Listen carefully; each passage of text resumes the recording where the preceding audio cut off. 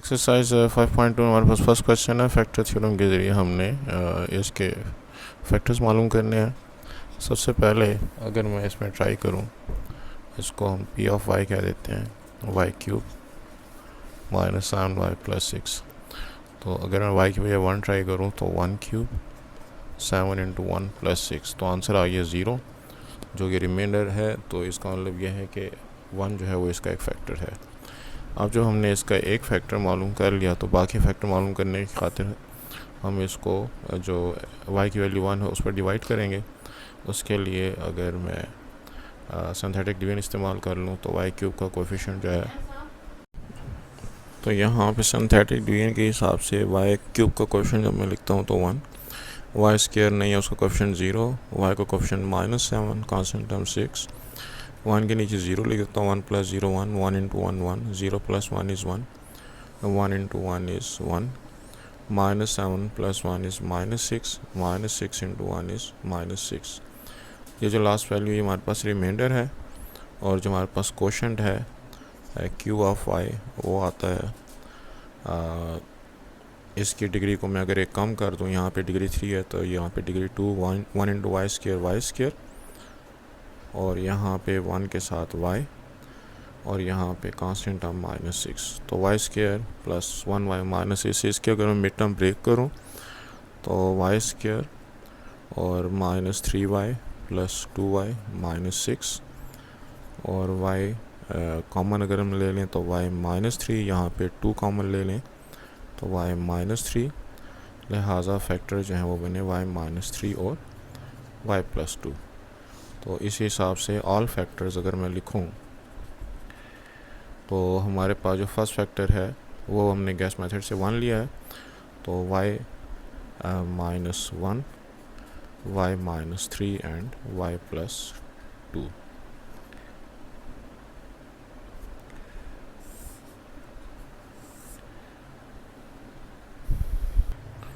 Book में जो y plus 1 लिखा है वो ठीक नहीं है। 1 को जब हम y के इक्वल लेते हैं दूसरी तरफ लेकर जाते हैं तो इसका नेगेटिव साइन होना चाहिए।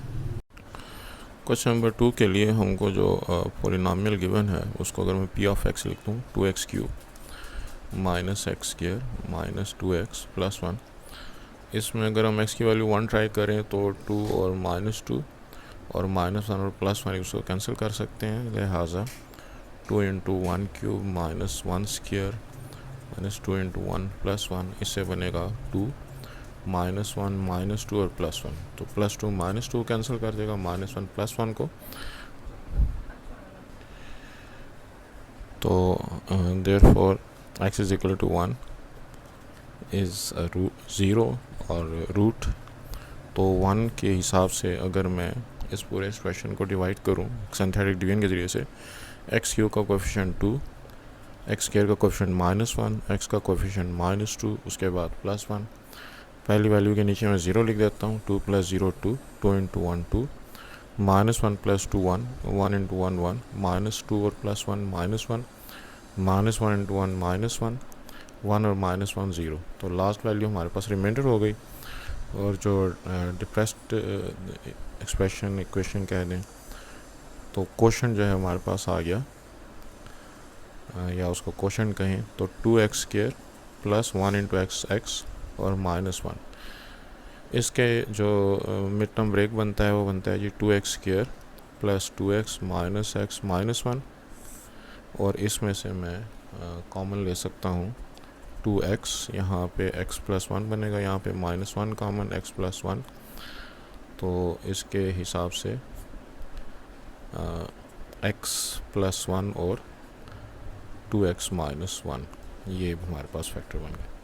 तो अब अगर मुझे सारे फैक्टर लिखने हैं, ऑल फैक्टर्स, तो पहला फैक्टर 1, x की वैल्यू 1, 1 को दूसरी तरफ लेकर जाएँ तो x -1, उसके बाद दूसरा फैक्टर x प्लस 1, तीसरा factor 2x plus 1। Question number 3 में अगर हम इस वैल्यू को p ऑफ x के इक्वल ले लें तो 2x cube plus 5x square minus 9x minus 18, अब 1 से तो अंदाज़ा हो रहा है कि 2 + 5 7 और 9 और 18 जो है वो 27 इक्वल नहीं आएगा, तो अगर इसमें 2 ट्राई किया जाए तो 2 cube 5 into 2 square minus 9 into 2 minus 18, तो 2 का क्यूब 8 टाइम 2 इज़ 16, 2 का square 4 time 5 is 20, 9 time 2 is 18 और यहाँ पे माइनस 18, तो ये 16 और 12 36, 18 और 18 भी 36 जो कि 0 आता है। इसका मतलब ये हुआ therefore x is equal to 2 is a 0, जो इस एक्सप्रेशन को 0 बनाता है। और अब बाकी वैल्यूज़ जो है वो सिंथेटिक डिवीजन के ज़रिए से मालूम करते हैं। एक्स क्यूब के कोफिशिएंट के तौर पर 2, फिर है 5, फिर है -9, फिर है -18। पहली वैल्यू के नीचे 0 लगाते हैं। 2 + 0 2, 2 2 ज़ार 4, 5 + 4 9, 9 टाइम 2 इज़ 18, -9 और 18 मिलकर 9, 9 2 ज़ार 18 और यहाँ पे 0। तो हमारे पास जो क्वोशंट है वो आता है 2 के साथ x स्क्वायर और 9 के साथ x और यहाँ पे 9 constant.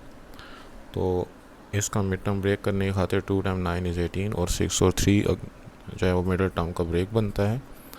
2x square 6x 3x + 9, इन दोनों में से 2x कॉमन, x + 3, इन दोनों में से 3 कॉमन, x + 3, तो x + 3 और 2x + 3, तो ऑल फैक्टर्स जो हैं वो बनेंगे। हमारे पास जो पहला factor x is equal to 2, 2 को मैं दूसरी तरफ लेकर जाऊँ तो x - 2, फिर x + 3 और 2x + 3।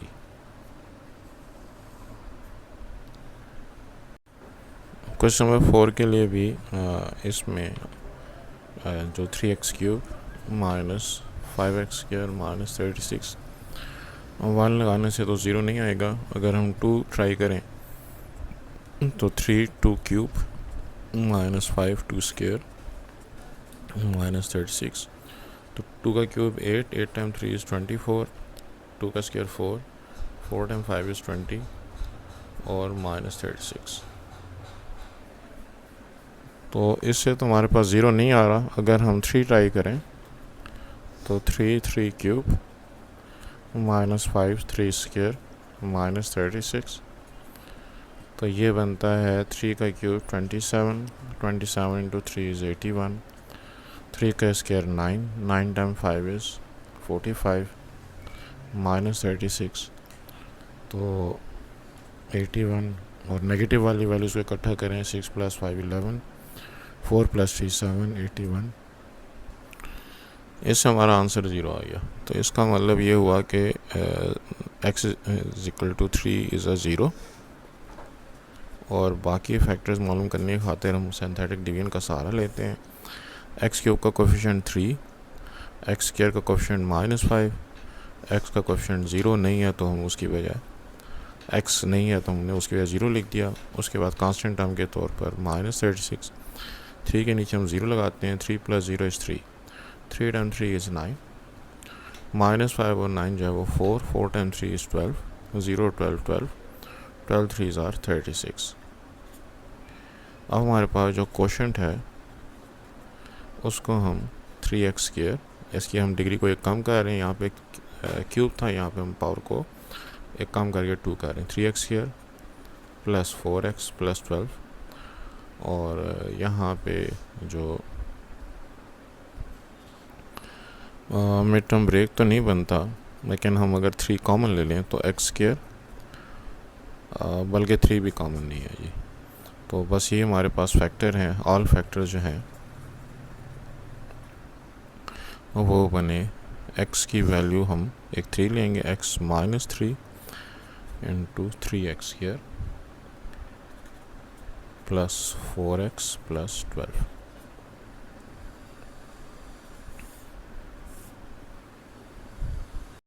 क्वेश्चन नंबर 5 में जो एक्सप्रेशन है इसको polynomial in terms of t, तो t³ t² + 3t - 5, तो टी की वैल्यू 1 लगाने से अंदाज़ा हो रहा है कि 0 बनता है, तो p of 1 equals to 1 cube plus 1 square 3 into 1 minus 5।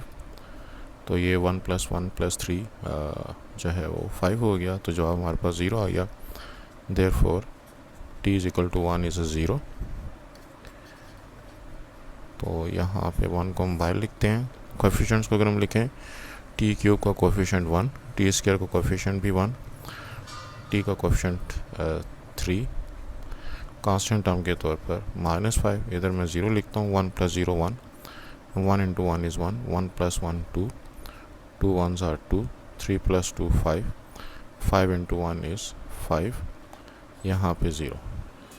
तो हमारे पास जो कोशंट है या क्यू ऑफ टी, तो वो बनेगा 1 इंटू टी स्क्वायर, हम इसकी डिग्री को एक कम कर रहे हैं, प्लस 2 इंटू टी और प्लस 5। तो इसके भी मिड टर्म ब्रेक नहीं बनता, तो ऑल फैक्टर्स जो हैं वो बनेंगे। 1 को दूसरी तरफ लेकर जाएँ तो T minus 1 T square plus 2t plus 5।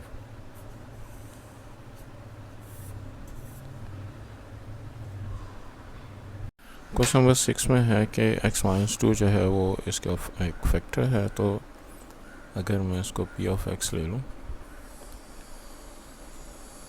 2x cube 15x square 16x plus 12, तो x को अगर हम x माइनस 2 को 0 के इक्वल पुट करें, x की वैल्यू 2 आती है, और इसके बारे में बताया गया कि ये इसका एक फैक्टर है, लिहाजा p ऑफ 2 जो है वो 0 आना चाहिए। तो p of 2 2 cube minus 15 2 square plus 16 into 2 plus 12, ये हमारे पास आते हैं जी 8 2 16 और 15 to 4 is 60, 16 2 32 प्लस 12। तो बाकी 0 के इक्वल आते हैं, तो एक तरह से कंफर्मेशन हो गई कि x जो 2 है वो इसका एक फैक्टर है। बाकी फैक्टर मालूम करने की खातिर मैं सिंथेटिक डिवीजन का इस्तेमाल करता हूँ। तो यहाँ पे अगर मैं कोएफिशिएंट लिखूँ x क्यूब के कोएफिशिएंट के तौर पे 2, x स्क्वायर का कोएफिशिएंट माइनस 15, x का कोएफिशिएंट 16, उसके बाद 12, यहाँ पे 0 अपनी तरफ से 2 plus 0 2, 2 2 that 4, minus 11 into 2 minus 22, तो ये हमारे पास आएगा जी माइनस 6 इंटू 2 इज़ माइनस 12। तो लास्ट जो वैल्यू है ये हमारा रिमाइंडर हो गया, और हमारे पास जो कोशंट है वो बना 2 के साथ x स्क्वायर, -11 के साथ x, और कांस्टेंट टर्म के तौर पर -6। इसका अगर हम मिड टर्म ब्रेक बनाएं तो 2 इंटू 6 इज़ 12, तो 2x स्क्वायर माइनस 12x और प्लस 1x जो है वो इस मिडल टर्म का ब्रेक हो गया। इसमें से हम 2x कॉमन ले सकते हैं, x माइनस 6, यहाँ से 1 कॉमन ले सकते हैं, x माइनस 6, तो x माइनस 6 और 2x प्लस 1। तो ऑल फैक्टर्स जो हैं या जो अदर फैक्टर्स जो हैं वो फिर हमारे पास से ये हो गए।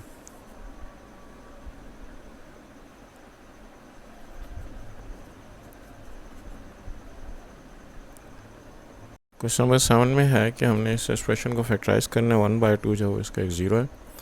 अगर मैं 1/2 पे इसकी जो है सिंथेटिक डिवीजन के ज़रिए से क्वेश्चन मालूम करूं, तो यहाँ पे 2, यहाँ पे -15, यहाँ पे 27 और फिर -10, इसके नीचे 0, 2 प्लस 0 इज़ 2, 2 को 1/2 से मल्टीप्लाई करें तो आंसर आता है 1, और -15 और 1 मिलके -14 को 1/2 से मल्टीप्लाई करें तो -7, और 27 और -7 को ऐड करें तो 20 को 1 से मल्टीप्लाई करें तो 10, तो -10 और 10 मिलके 0, लिहाजा रिमाइंडर हमारे पास 0 आ गया।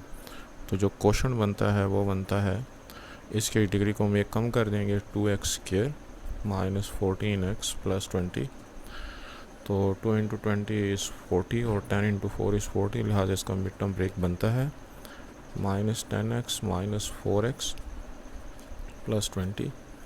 इन दोनों में से मैं 2x कॉमन ले लेता हूँ, x -5 यहाँ से -4 कॉमन ले लेता हूँ तो x minus five and 2x minus 4। इसके बाद और एक और जो फैक्टर है वो हमको x की वैल्यू 1/2 के तौर पर गिवन है, तो 2 को हम दूसरी तरफ लेकर जाएँ तो 2x और 1 को दूसरा लें तो 2x माइनस 1 इक्वल टू 0। तो ऑल फैक्टर्स जो हैं वो बनेंगे 2x माइनस 1, x माइनस 5 और 2x माइनस 4। तो ये जो है हमारे पास इसके सारे फैक्टर्स हो गए। यहाँ पे ये किया जा सकता है कि 2x माइनस 4 से हम 2 कॉमन ले लें, तो 2 को कॉमन लेके बाहर लिख लेते हैं। 2x माइनस 1, x माइनस 5 और x माइनस 2।